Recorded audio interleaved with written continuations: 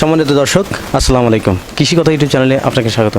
এই মুহূর্তে আসছি টাঙ্গাইল জেলা বাসাখানপুর জামাইপাড়ায়। এখানে রেজাউল ভাই তিনি হাঁসের খামার এবং হ্যাচারি করে তুলছেন।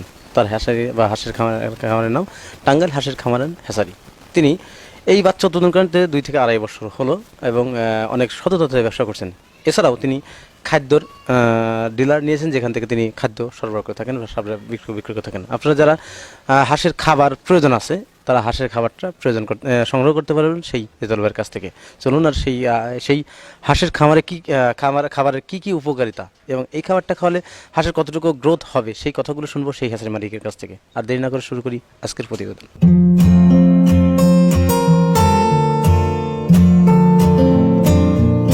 দর্শক, আমার সামনে সেই ব্যক্তিরা দাঁড়িয়ে আছেন যিনি এই হাঁসের বিভিন্ন খাবারের ডিলার নিয়েছেন এবং সেখান থেকে হাঁসের খাবারটা সংগ্রহ করা হয় বা বিভিন্ন জায়গায় সেল করা হয়। তিনি কীভাবে সেল করে থাকেন এবং এই খাবারের কি উপকারিতা সেই কথাগুলো শুনবো। আসসালামু আলাইকুম ভাই।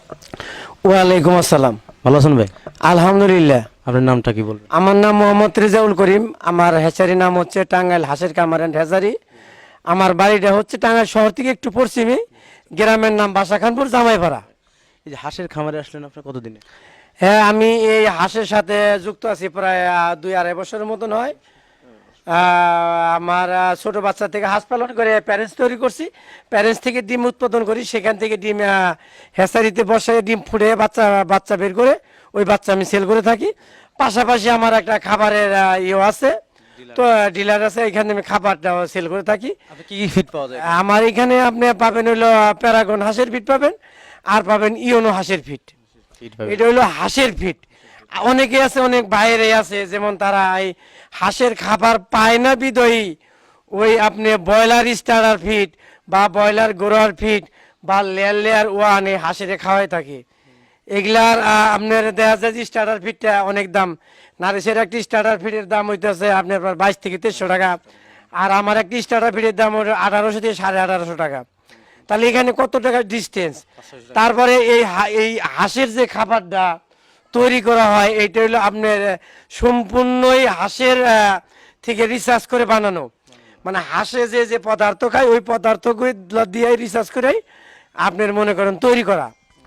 তাহলে আপনার মনে করেন যে দেখা যায় যে এগুলা খাবারের দামটাও মোটামুটি এর আয়ত্তের ভিতরে, প্লাস আপনার কার্যক্রমটা অনেক ভালো।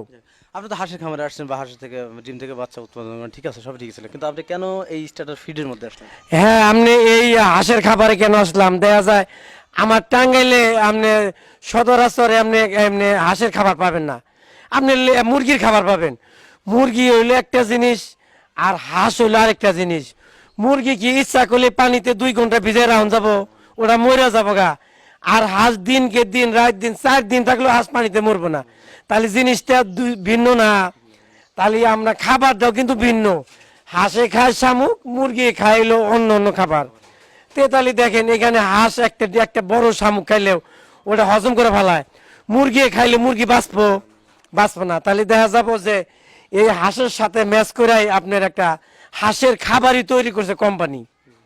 তাহলে আমি দেখছি যে না, এই হাঁসের খাবারটা ছোট বাচ্চার থেকে শুরু করে আপনি বড় বাচ্চারেও যদি বড় ডিম পাড়া হাঁসের দেই, ডিমের গুণগত মান ভালো থাকে, ডিমের প্রোডাকশনও ভালো আসে, আবার বাচ্চা খাইলে বাচ্চার ওয়েটটা ভালো থাকে বা গুণগত মান ভালো থাকে, বাচ্চা মরেও কম।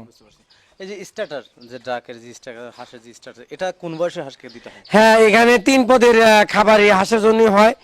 যেমন স্টার্টার খাবার হয়, এটা হলো ছোট বাচ্চাদের, যেমন আপনি 0 থেকে আরম্ভ করে আপনার 15-20 দিন খাওয়াইতে পারবেন।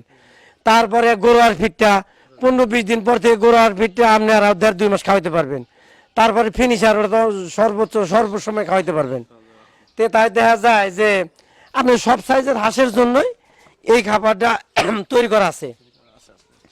তাহলে আমরা খাবারের মান যদি ভালো পাই, দাম যদি একটু আমাদের ভালো হয়, আমরা খামারি দেখা যায় অনেক বস্তা খাবার লাগে, প্রত্যেকটা খাবারের পিছে 50 টাকা 100 টাকা 200 টাকা সেভ হইলে কিন্তু আমাদের মেলা সেভ হয়। তাহলে আমরা দেখা যায় যে ওইটাতে আমরা আরেকটা কাজ করতে পারি, যেহেতু আমরা আসলে মধ্যবিত্ত দেশের লোক, আমাদের সেভ না করলে আমরা ফার্মারও তো আসলে বাঁচব না।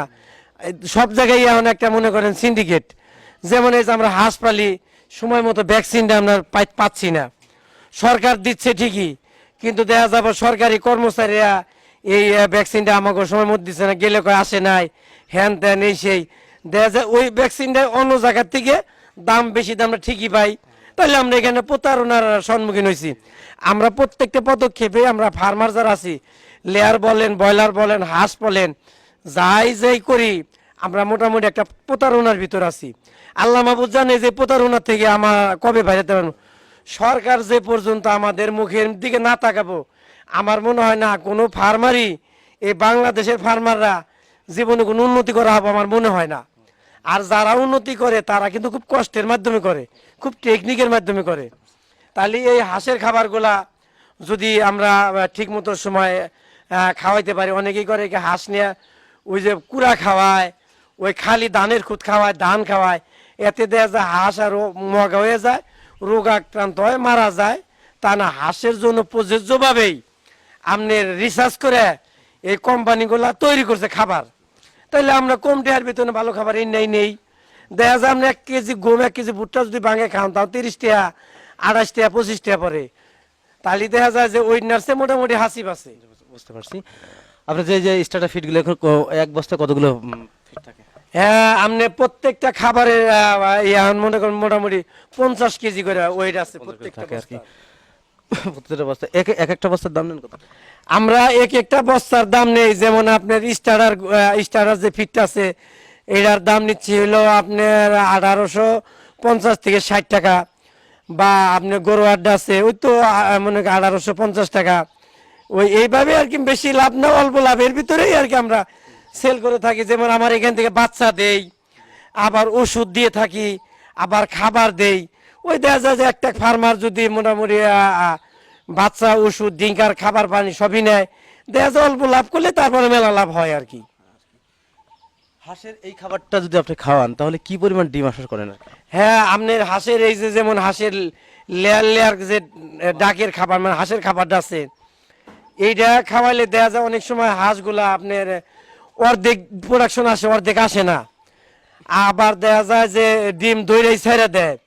এগুলারে যদি কন্টিনিউ কিছু খাবার বানাইয়া বা এগুলা মিক্স করে খাওয়াইয়া সাশ্রয়ভাবে যদি পালা সবসময় খাবার দেওয়া যায়, তাতে মোটামুটি দেখা যায় যে আপনার 90% ডিম হাঁসের অলরেডি আইসা পড়ে।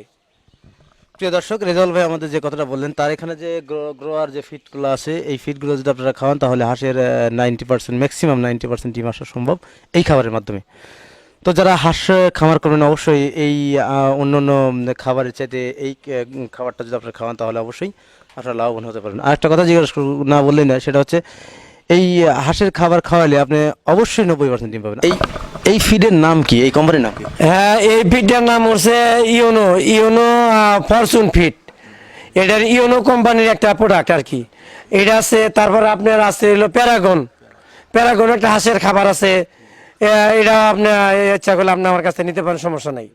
দুটি খাবার হাঁসের খাবার, ব্রয়লার বা লেয়ার বা ইয়ের কোনো খাবার না, ককের কোনো খাবার না, এগুলো হাঁসের খাবার। এগুলা সম্পূর্ণ হাঁসের, মানে ওইভাবে রিসার্চ করে একটা তৈরি করা, মানে কোম্পানি তৈরি করছে। এটা খুব ভালো মানের একটা উৎকৃষ্ট মানের খাবার আর কি।